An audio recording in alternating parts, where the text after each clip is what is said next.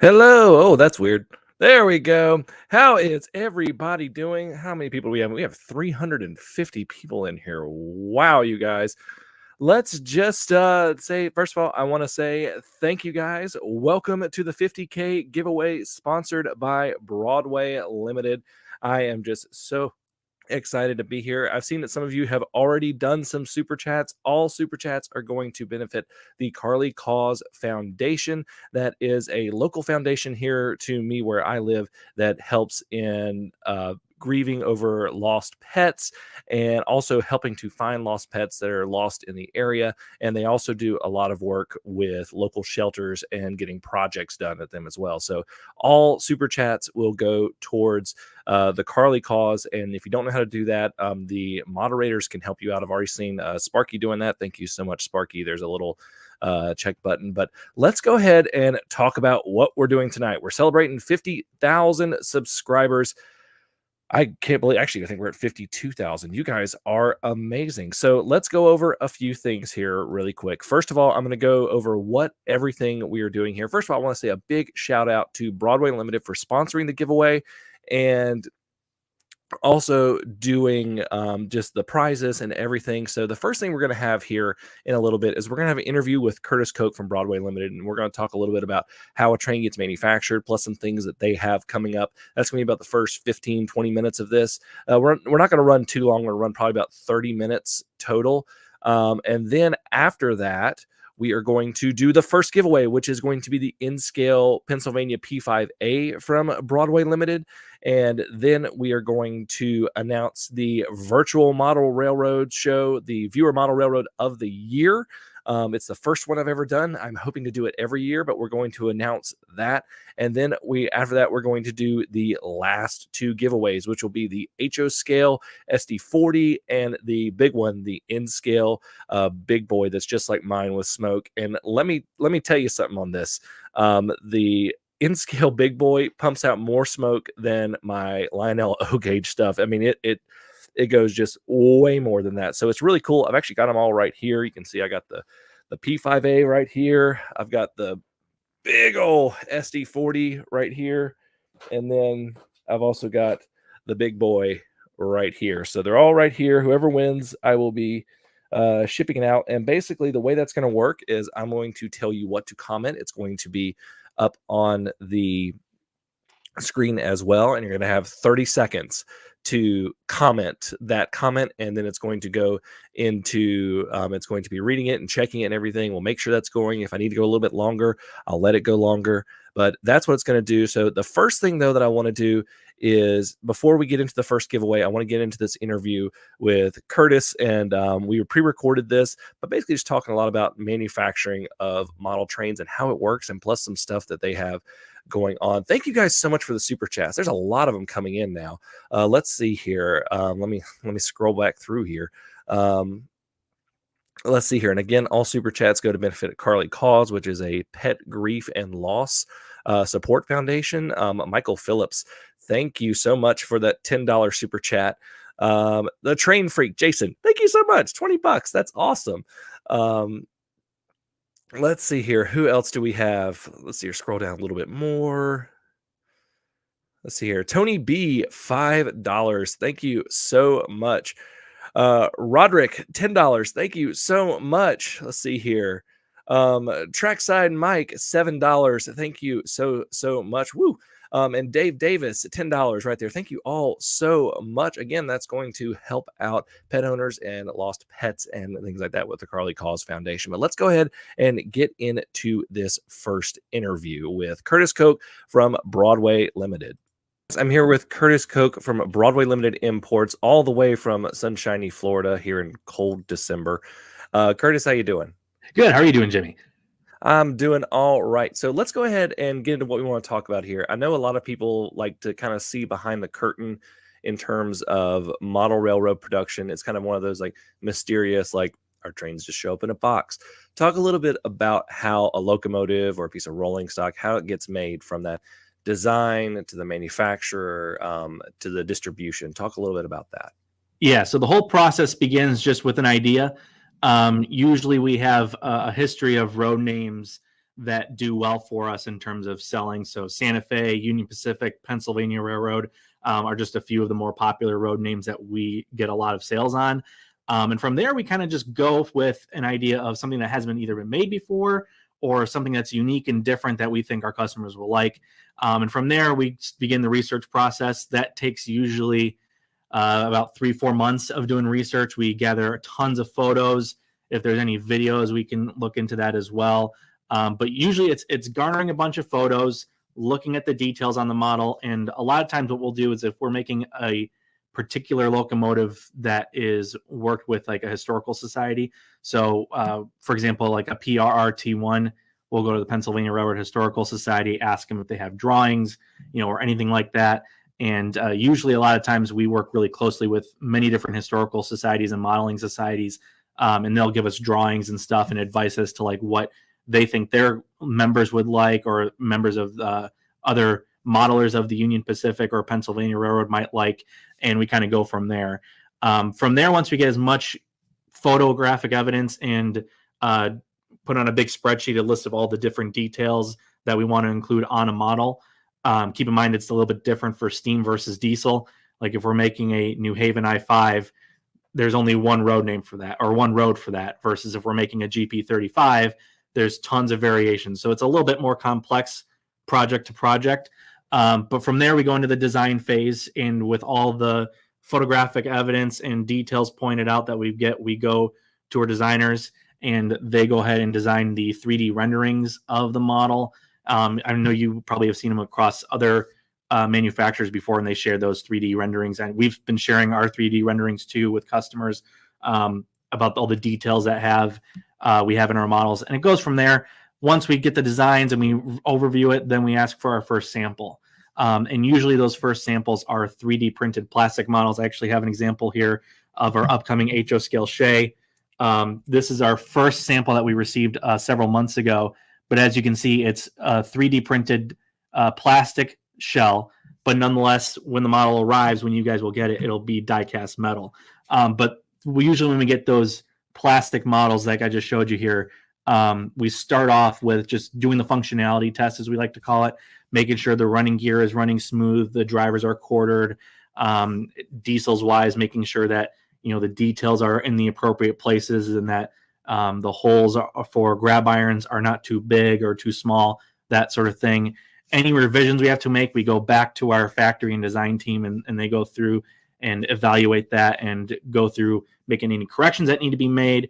From there, with the list of paint schemes we have, we'll get shell samples of different paint schemes that come in. And from there, we evaluate the paint schemes, make sure they're accurate, make sure that the colors match the prototype, make sure that, all of the details are also colored correctly. Because even though like on a Santa Fe blue and yellow freight scheme, it's just mainly blue and yellow, some things are going to have, the stickers for next to the fueling tank and all that sort of stuff. Once that stuff is approved, then it goes into getting our first sound samples. Our sound engineer, Joe Goddard, does a great job of collecting sample sounds. And actually, sometimes, in some cases, we actually go out to record samples. So the Shay I just showed you here, Joe, recorded the sounds of the Shay from one of the Shays that operates at the Cass Scenic Railroad. So the sounds of the Shay are going to be prototypically accurate. Our SD45s that we released a few months ago, along with our GP35s, we recorded off the real prototype. We recorded off the Northern Pacific SD45 up in Duluth, Minnesota. And the GP35s we recorded at the Conway Scenic Railroad up in New Hampshire. And Joe actually had a battle of blizzard for that. So we go through all the different elements to make sure that we have everything we can. Once the sounds are collected, like I said, we get our first sound sample. We go through, again, evaluating the process, making sure that everything works, everything is evaluated. And usually from the design phase until we get our first few samples and we start testing, that usually lasts anywhere between 7 to 8 months. And then from there, after that, we finally go into production once everything is approved. And usually, because we share a factory with a couple of other competitors, we have about a month or so from the time products are made to the time they're put on a boat and shipped over here. In some cases, if a project is very delayed, like the Reading T1s or the SPGS4s, we will actually put the sold ones on an airplane and ship them over to the States, and they'll land in Los Angeles and they'll go through customs and everything. And then they get distributed from the port of Los Angeles to the many hobby shops and dealers and stuff that have orders for the models. We will get our own stuff a little bit later on afterwards, but we actually pay for it to be distributed from the port of Los Angeles to the Train Worlds, to the factory Direct Hobbies, to the Spring Creeks, to your local hobby shop in Charleston, North Carolina, or Lombard Hobbies, wherever you might be getting your models from. They all basically come from Los Angeles to there. So that's kind of the whole process from start to finish. The same thing goes with rolling stock too. We pick a rolling stock that we think might go well with customers. And sometimes it depends. With rolling stock, it's more something that'll go along with maybe a model that we've made already. So if you have read our Broadway Limited flyer that comes out once a month, we teased last month that we're working on the Union Pacific business cars, in particular cars 101, 102, 103, 114, and 119. And those are the cars that you would find behind the big boy 4014 right now, as well as the FEFs that we've made in HO scale.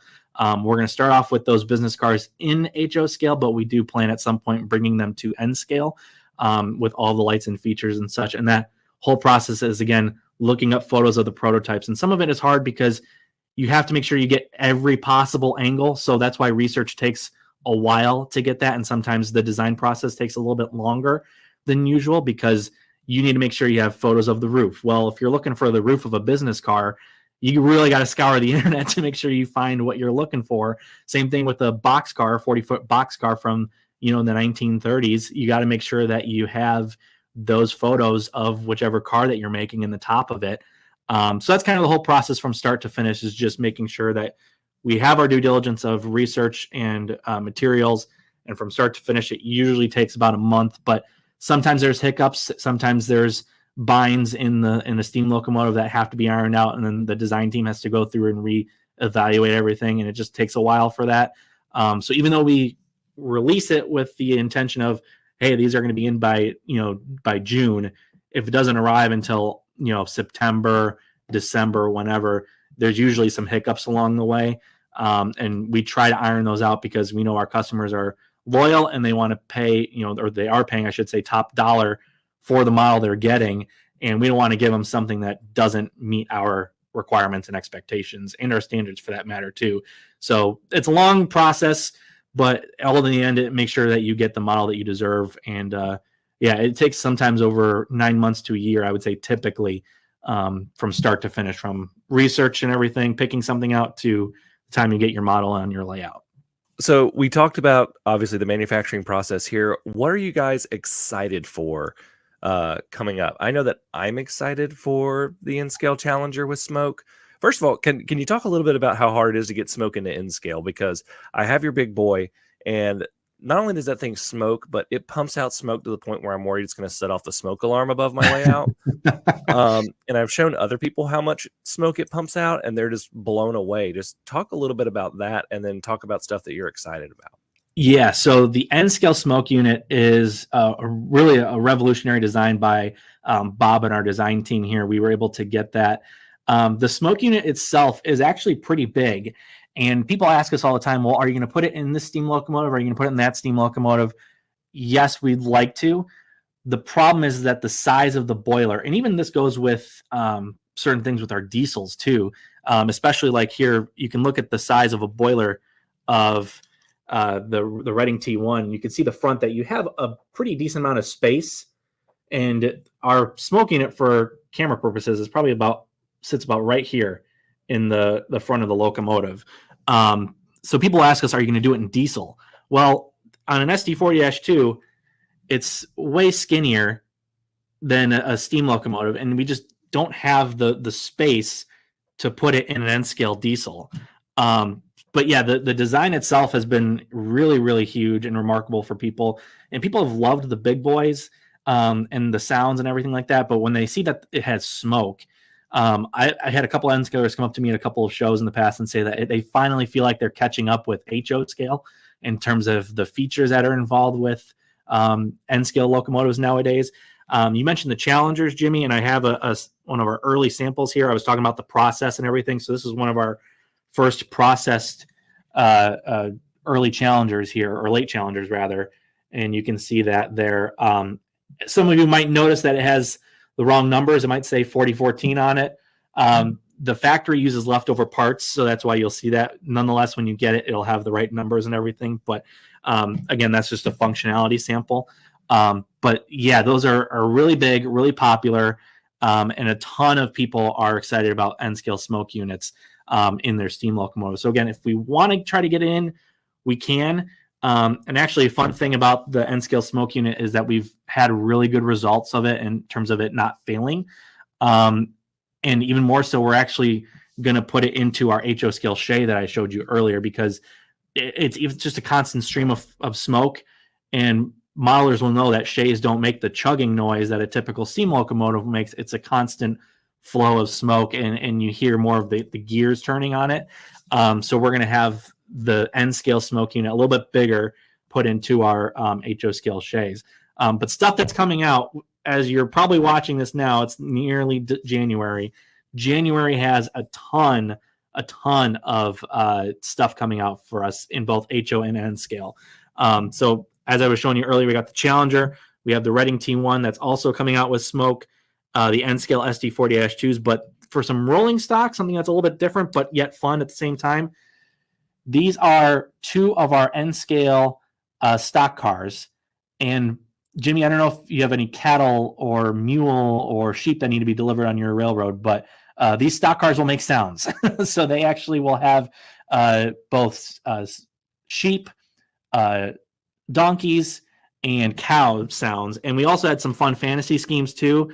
I know we were talking a little bit off camera about fantasy schemes, whether you people like them or not, but we've got some fun schemes. We've got a Halloween theme that makes spooky sounds, an Independence Day theme that makes patriotic sounds, some Christmas sounds on Christmas cards. So if you're still looking to add something to your Christmas display for next year, we've got those coming out in N scale as well. And those stock cars will be arriving in January, so coming really soon. The T1s will be arriving early January as well. They're actually sitting on a boat right now. We're waiting for those to make landfall. Other things too, we've got the EMD SD70 ACE coming out in N scale. Those will be arriving in April of 2024.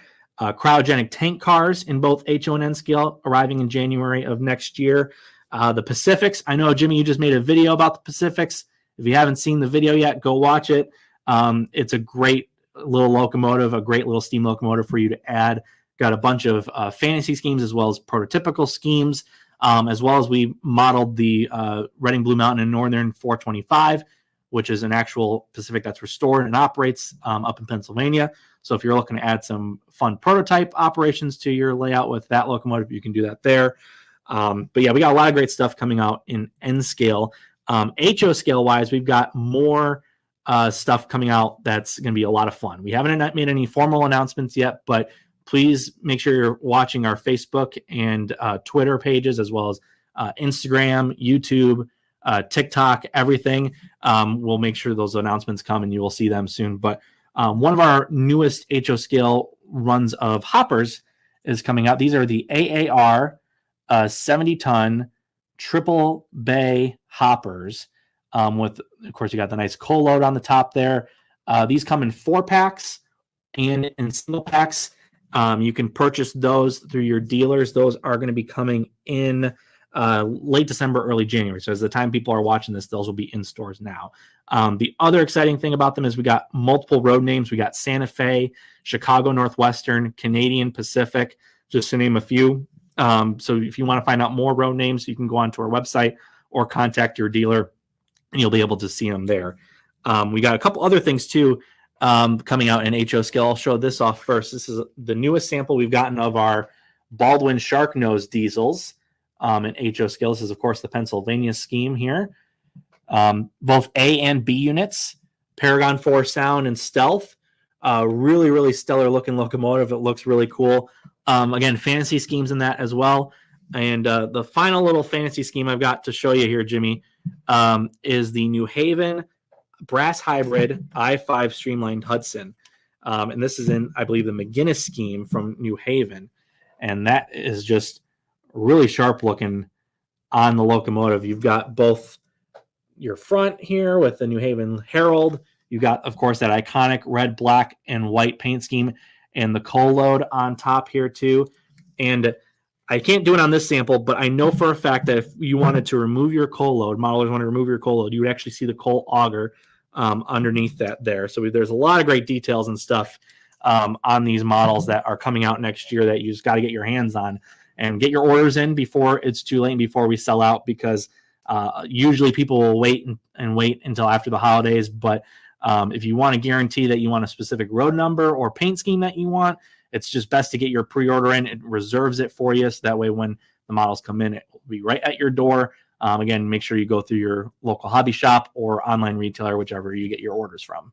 In terms of the fantasy schemes, do you have a favorite? I know that mine is my Y6B, the blue. I've gotten more comments about that blue Y6B than I think any of my locomotives. It's just really pretty. I mean, talk a little bit about the fantasy schemes and what goes into it, because you partially go off a prototype, because like with mine, that's the diesel, when they had the diesel era. But like, talk about what goes into making a fantasy scheme. I know some people are like, I want everything prototypical, and some people love fantasy schemes. Talk a little bit about what goes into those. Yeah, some of it is mainly about what ifs, is kind of like what we base ours off of. What if the New Haven painted their I5s in that McGinnis scheme? What if the Norfolk and Western painted their Y6Bs into the blue or red to match their passenger trains and stuff like that? Same sort of thing with the shark noses I was telling you earlier, showing off earlier. We've got several different paint schemes. Santa Fe and Southern Pacific. Santa Fe, the freight scheme, and Black Widow for Southern Pacific. Both railroads actually looked and tested out the shark noses, but didn't end up purchasing any. And even though they were mainly used for freight service, we kind of did it as a what if they bought it, and you get the paint scheme there. Conrail is another one. We also had the DMIR, Duluth Mesabi Iron Range. They actually did purchase shark noses, but they purchased it from the Elgin, Joliet, and Eastern Railroad in the Chicagoland area, and they never repainted the shark noses. So that was kind of a what if they repainted it to their paint scheme at that time. I would say my favorite, I liked the red Y6B version. I just always think of it like when you, at least for me growing up, I always grew up watching the 611 and the 1218 pull those red passenger cars of the Norfolk and Western. So I would say that is probably my favorite paint scheme, is the fantasy scheme that we've done so far. We're doing a GP30 of a black bonnet. So it's the red Santa Fe war bonnet scheme, but instead of the silver, it's black. That looks really sharp too. There's a couple of other ones I can't think of off the top of my head that I've said, wow, that looks really nice in. But those are at least the two that stick out in my mind of some like notable fantasy schemes. I guess the Conrail T1. I know it's technically was a conception, but it never came to fruition. But nonetheless, I think that's a really sharp looking paint scheme on the N scale Reading T1's, the Conrail paint scheme. I know there's a lot of Conrail fans out there, so it'd be a fun little fantasy steam excursion set for you.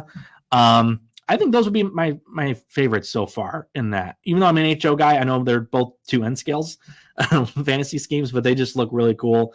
I think nonetheless, the part of the hobby is to have fun. And if you want a fantasy scheme, go grab a fantasy scheme. A lot of cool stuff you showed off here, Curtis. Just want to thank you so much for coming on and just showing us a little bit behind the curtain, and also showing us some cool stuff that's coming up, and just talking a little bit of trains. Yeah, so much fun. Thanks so much for having me on. Congrats on 50K subscribers for you guys, and I hope your winners of the giveaways enjoy their models. All right, guys. Can everybody still hear me? I want to make sure I'm doing everything okay here. I just want to say thank you to Curtis for coming in and doing that interview, and really just showing kind of some of the behind the scenes and exactly what goes on there. First of all, I totally forgot to mention drinking some Donut Shop coffee, for those of you guys that know that. And I don't think I've ever used this mug in my coffee and trains, but it's my Dollywood Steamers mug. They have a couple of great steam locomotives up there, and been to Dollywood several times. Love riding those coal powered trains. But yeah, I've never used this mug on camera. I just wanted to show that off. Okay, guys. So, oh, hello from Argentina. Wow. And I saw someone a while back say I do like my fantasy schemes. I do like my fantasy schemes. I model Norfolk Southern, so basically my rule is that if it's not my primary road that I model, I will totally buy a fantasy scheme, and even in Norfolk Southern, I'll buy them as well. But okay, let's get down to it. Let's do this. Let's do the first giveaway, the in scale Broadway Limited Paragon 4 Pennsylvania P5A. I think it's a box cab. Yep, I got it right here. And I will open it up very carefully. And I'm not going to take it all the way out, but I'm going to move some of the plastic just so you can see. Very nice locomotive. It's got a lot of semi-fragile parts because it has those pantographs and things like that. So I don't want to damage it before you get it, but let's do this. All right, so what I'm going to do is I'm going to put up a little banner up here that is going to tell you what the phrase is to enter. And all you have to do is type that in the comments, and I'm going to go start collecting the comments. So let's go ahead and do that. Here we go, guys. So all you have to do is do hashtag P5A as a comment to enter. You can only enter once. So what you need to do is that's the # P5A, but hashtag P5A will enter, and I'm going to start gathering. Let's see here. See if it'll do it.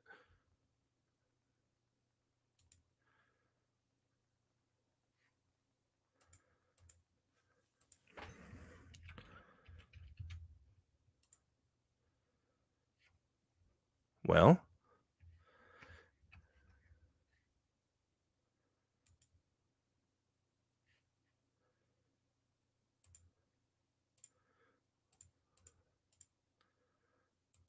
let's see if it'll do it.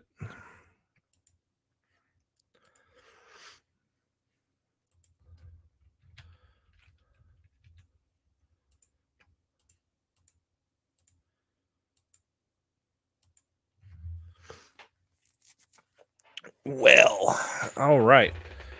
Let me work on a few things, but right now, it is not wanting to get the comments. So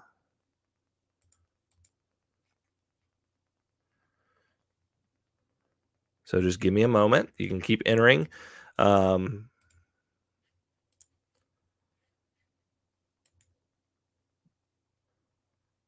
May have to figure out a different way to do this.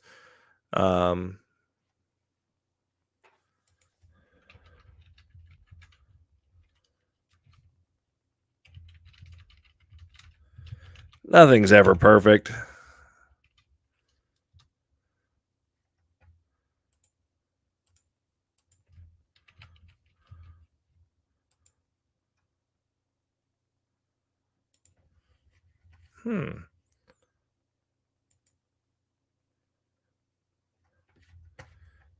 Tell you what.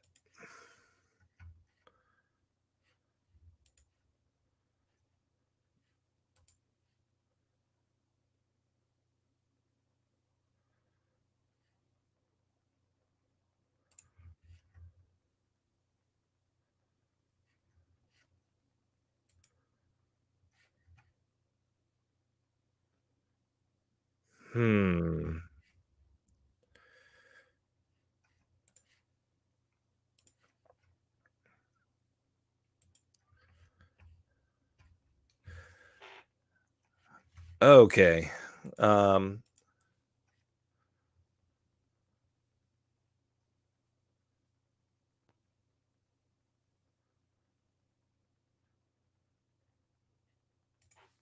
Hey Sparky, can you someone said blame Heath. Let's see here. We're gonna give this thing away though. Don't worry.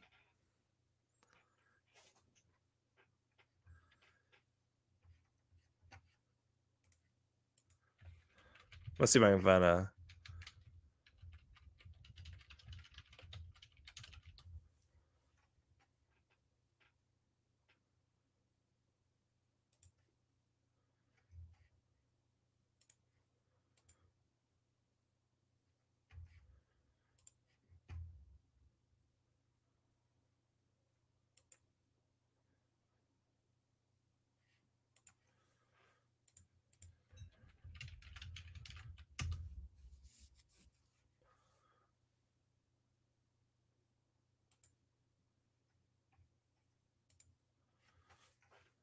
Let's. This is fun.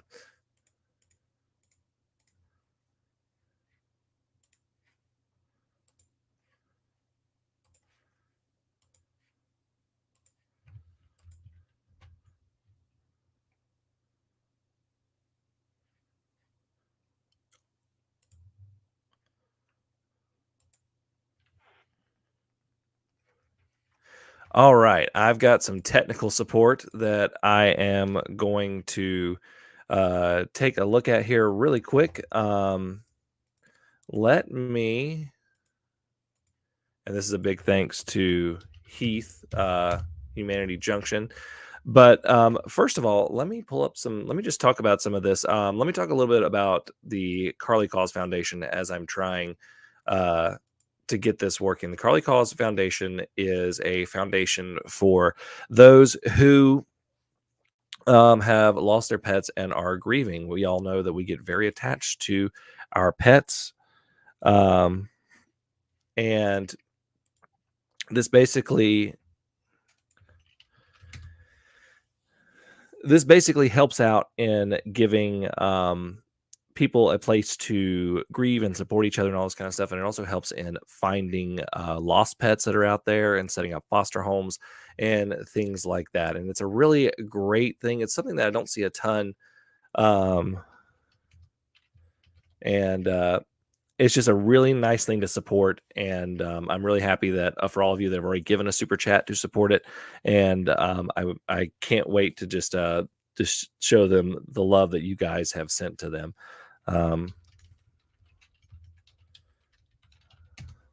We're going to get this working, guys. Let's get this working on the first one before we get to the really big one.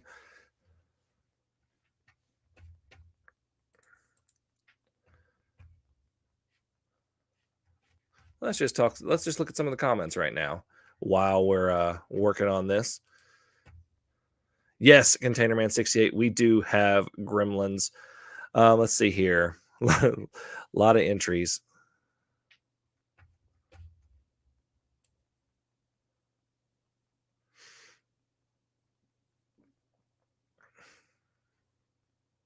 Someone said throw a dart at the screen.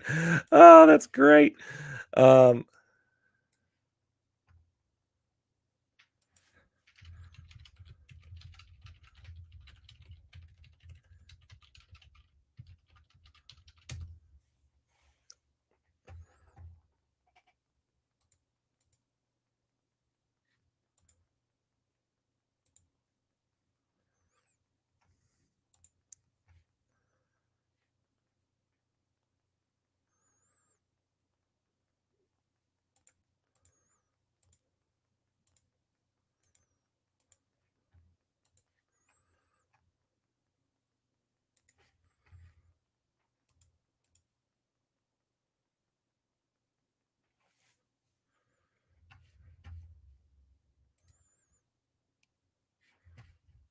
Oh, I think we found the problem.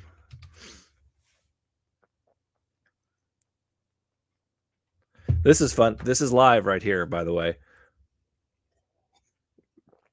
We're going to get this fixed up and then we're going to get it running. Let's see here.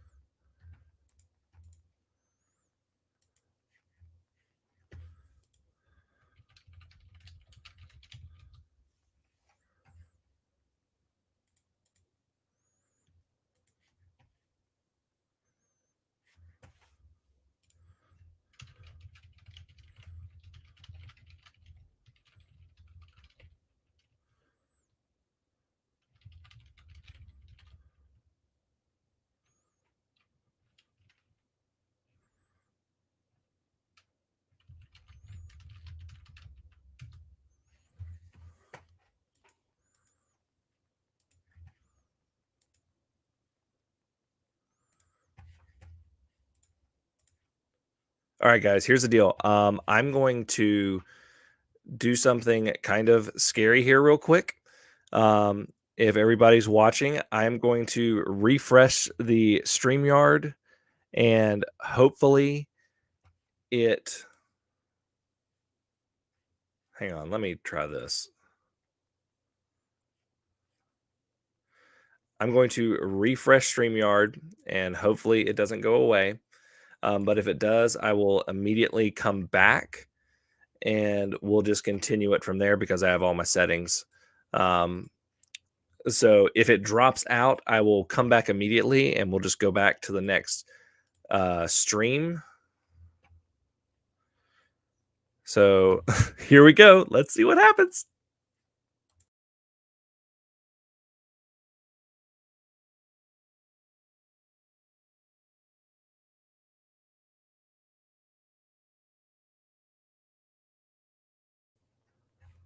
Okay, I'm back. Let's see if that.